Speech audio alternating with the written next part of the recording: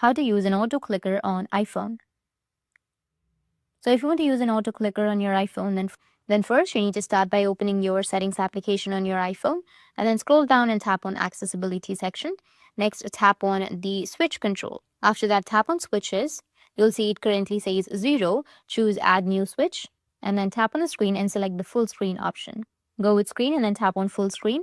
Under the system section, tap on the tap option, which will be in the first. This will make the auto clicker perform taps on the screen. You need to go back and tap on receipt. Go back and here you will have recipes. Now you need to click on create and create a new one. Name it something like auto clicker.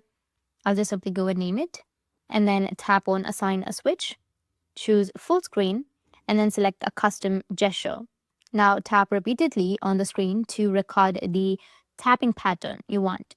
Once you're happy with the gesture, tap on save at the top right. Next, go back and then find the launch at the bottom, which will be right here. Select the auto clicker that you've just made and return to the switch control. Scroll all the way to the bottom. Under accessibility, you'll find accessibility shortcuts. Tap on the shortcut and then enable switch control. Triple tick the side button to activate the auto clicker. Tap the screen once and your custom auto tap gesture will start running automatically. If you want to stop it, then just triple click the side button again and that's it. And if you have any questions, feel free to comment below. Thanks for watching.